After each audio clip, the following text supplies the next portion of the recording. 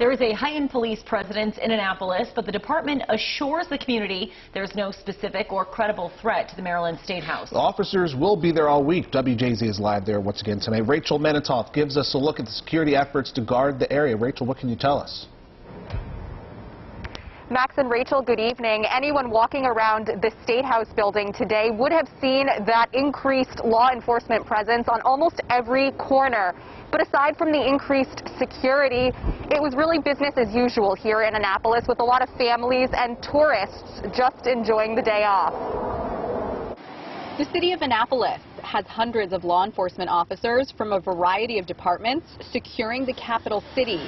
K-9 units were called in to sweep the area as an added precaution, and members of the National Guard are also on standby if needed. Everything that we could possibly think of to protect the citizens and the Capitol. Annapolis Police Chief Edward Jackson says the increased security is based on intel that capital cities around the country could be under attack leading up to the January 20th presidential inauguration. However, he says there are no known threats to the city of Annapolis or Anne Arundel County. I've been associated with law enforcement for almost 40 years, and this is one of the most coordinated efforts I've ever seen.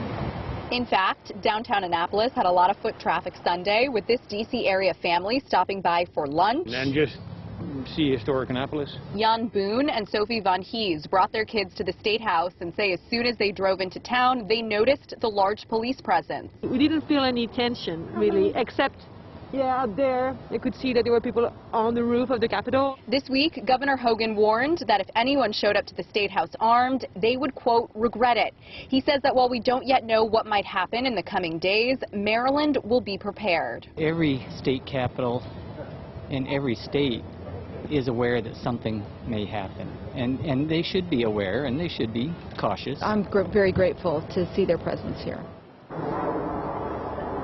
The police chief says the added police presence will remain here through the inauguration and even beyond. He says police visibility is really important right now. Live in Annapolis, I'm Rachel Menitoff for WJZ.